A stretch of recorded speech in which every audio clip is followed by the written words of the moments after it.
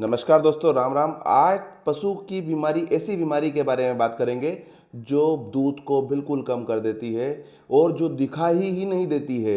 ये इतनी चोर तरीके से शरीर में रहती है, ये छुप के रहती है। तो क्या कभी आपके साथ ऐसा हुआ है कि जो आपका पशु है उसने दूध देना अचानक से कम कर दिया, चाहे वो जन्ने के बाद हो या थोड़े दिन बाद हो, और एकदम से क्या हुआ, जब दूध एकदम से कम कर दिया, पशु ठीक लग रहा है तो आपने सोचा कि कैल्शियम की कमी हो गई होगी, तो आपने उसको कैल्शियम दे दिया, उसको मिनरल मिक्सचर दे दिया, उसको एनर्जी टॉनिक दे दिया, साथ में इसके बाद भी कोई असर नहीं हुआ। तो फिर आपको लगा कि कहीं इसकी बच्चेदानी में इन्फेक्शन तो नहीं, क्योंकि बच्चेदानी में जो इन्फेक्शन होता है उसके कारण भी पशु दूध पर नहीं आता है। आपने उसकी दवाई भी डलवा दी, उसका इलाज भी करवा दिया, लेकिन बावजूद उसके कोई फर्क नहीं पड़ रहा है। तो फिर ये समझ में आता है कि कहीं इसके थन में तो समस्या नहीं। फिर आपने उसका थन देखा, कहीं कोई वाड़े पे सूजन नहीं, कहीं थन पे सूजन नहीं। दूसरी चीज, जो दूध आ रहा है वो बढ़िया आ रहा है। उस दूध में ना तो लीचड़े हैं, ना उसका रंग परिवर्तन है, ना उसमें कोई समस्या नजर आ रही है। ऐसा भी नहीं है कि किसी एक थन से दूध कम आ रहा है, लगभग सारे ही थनों में एकदम से दूध कम हुआ। और दूसरी चीजें सोचने का इसलिए मन नहीं करता क्योंकि जो पशु है वो खाना ठीक से खा रहा है, उसका गोबर ठीक है और पशु में कहीं कोई दिक्कत नहीं है, वो गर्म नहीं दिख रहा है, उसको बुखार नहीं आ रही है।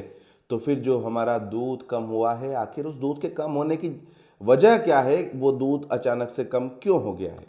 तो आज हम एक ऐसी बीमारी के बारे में बात करेंगे जो थन में मौजूद है, थनैला का ही प्रकार है, लेकिन वो दिखाई नहीं देता। इस बीमारी का नाम है सब क्लिनिकल मेस्टाइटिस। दो तरह की बीमारियां होती है, एक होती है क्लिनिकल, एक होती है सब क्लिनिकल। क्लिनिकल मतलब वो बीमारी शरीर में आई और उसने अपने लक्षण दिखा दिए। जैसे कि अगर थनैला की बात करें तो थन पे सूजन आ जाएगा, जो दूध है उसमें लीचड़े आने लगेंगे। तो जब भी इस तरह के सीधे सीधे लक्षण हमें दिखाई देने लगे तो इसका मतलब है वो क्लिनिकल मस्टाइटिस है। लेकिन जिस बीमारी के बारे में हम बात कर रहे हैं उसका नाम हमने दिया है सब क्लिनिकल मस्टाइटिस। ऐसी थनैला जिसके लक्षण उजागर ही नहीं हो रहे हैं, जो दिखाई ही नहीं दे रही है, जो छुपी हुई है। तो ऐसा क्यों होता है? क्योंकि हर जो शरीर होता है उसका एक प्रतिरक्षा तंत्र होता है। जब भी कोई बैक्टीरिया हमला करता है शरीर के ऊपर तो जो हमारा शरीर का प्रतिरक्षा तंत्र है वो उसको दबाता है।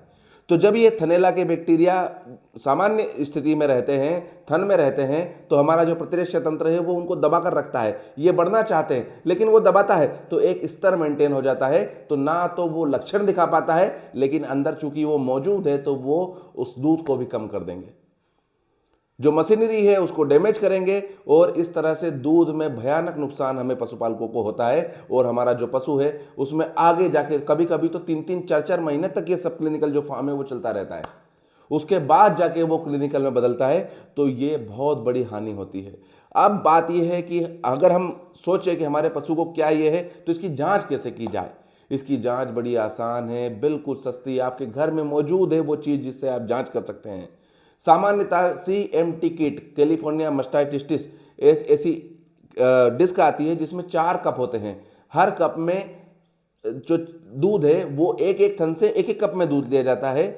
चारों थनों का दूध एक कप में नहीं लिया जाता है, ना ही एक थन का दूध चारों कपों में लिया जाता है। जिस तरह इसको पकड़ा, अब इस वाले जो थन है इसमें इधर वाले में, फिर उसके पीछे वाले में, फिर इधर वाले में, फिर इधर वाले में 4 जो कटोरियां इसमें प्लेट में है, इसमें चारों थनों का दूध लेना है। और इसको ध्यान से समझिएगा क्योंकि ये आपको भी करना है, लेकिन आपको जब प्लेट नहीं होगी तो आपको लेनी है सहज कटोरिया जो घर में मौजूद रहती है। और इसमें मिला देना है रिएजेंट। 5 ml से 10 ml दूध लेना है और उतना ही रिएजेंट मिला देना है। लेकिन आपके पास तो रिएजेंट नहीं है तो आप क्या करेंगे? आप घर पर ही बिल्कुल सस्ता सा, बिल्कुल 1 रुपए से भी कम में एक घोल तैयार कर सकते हैं। उसको कहते हैं सर्फ का घोल। 5% सर्फ का घोल आपको तैयार करना है। वो इस जो टेस्ट है इसमें रिएजेंट के रूप में कार्य करेगा। तो 5% सर्फ का घोल कैसे बनाया जाए? 5% सर्फ का घोल बनाने के लिए आपको 100 ml पानी लेना है और उसमें 5 ग्राम जो कपड़े धोने का सोडा है वो मिलाकर अच्छे से हिला देना है। तो जो घोल है वो तैयार हो गया है। अब आपको 4 कटोरी में चारों थनों में से दूध ले लेना है। उसमें 5-10 ml जो दूध लिया है उतनी ही मात्रा में ये जो आपने बनाया है ये मिला दें और उन कटोरियों को ऐसे हिलाते रहें। अगर उसमें थक्का बन गया या अगर उस दूध में गाढ़ापन आ गया तो ये जो बीमारी है, ये जो चोर है, इसको हम पकड़ चुके हैं। ये छुपा हुआ जो चोर था ये 1 रुपए से भी कम की जांच में हमने बिल्कुल पकड़ लिया है। और अब हमें पता चल चुका है कि जो हमारा पशु है वो दूध कम क्यों दे रहा है। तो केवल जांच करने तक सीमित ना रहें, इसके आगे इलाज कैसे करवाया जाए। तो सबसे पहली चीज़ तो अगर जांच हो गई है और ये आपको पता चल गया है कि इसमें जो सब क्लिनिकल मास्टाइटिस है, तो फिर अपने जो नज़दीकी पशु चिकित्सक हैं उनको दिखाया जाए। अगर और उनसे क्या दवाइयाँ लगवाई जाए, उनसे आपको कोई भी एक एंटीबायोटिक लगवाना चाहिए, सपोर्टिव में बी कॉम्प्लेक्स की जो इंजेक्शन है वो लगवाना चाहिए, और साथ में इसको लगवाना चाहिए मेलोक्सिकेम की इंजेक्शन। 3 इंजेक्शन हो गए। एनरोफ्लोक्सासिन का इंजेक्शन लगवा सकते हैं, ओफ्लोक्सासिन का इंजेक्शन लगवा सकते हैं, और साथ में सपोर्टिव में मेलोक्सिकेम और बी कॉम्प्लेक्स का इंजेक्शन आप लगवा सकते हैं। अब ऐसी स्थिति हो रही है कि कोई जो डॉक्टर है वो मौजूद नहीं है, तो फिर क्या किया जाए? तो उसके लिए गोली से भी इसका हल निकल सकता है। आपको ये ध्यान रखना है कि जो इंजेक्शन है वो भी 3 दिन लगवाना है, और जो गोली है वो भी 3 दिन खिलवानी है। इंजेक्शन दिन में 1 बार लगवाना है, जबकि जो मैं गोली बता रहा हूँ ये दिन में सुबह और शाम एक गोली देनी है।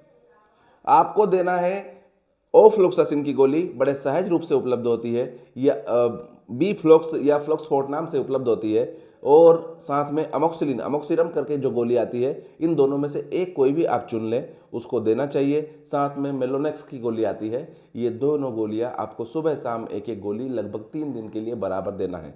जब आप ऐसा करेंगे तो ये जो बीमारी है ये नियंत्रण में आ जाएगी, ये ठीक हो जाएगी, और जैसे ही ये बीमारी ठीक होगी और आप देखेंगे कि जो आपके पशु का दूध उत्पादन है वो पुनः उतना ही बढ़ जाएगा। तो जानकारी अगर अच्छी लग रही है तो लाइक करें, अगर कोई कमी रह गई हो तो डिसलाइक करें, और बताएं हमें कमेंट्स में कि कहाँ क्या है, तो हम उन चीज़ों के ऊपर भी चर्चा करने की कोशिश करेंगे। तो ऐसी ही जानकारी के लिए बने रहिए मेरे साथ। जय हिंद, जय भारत, धन्यवाद।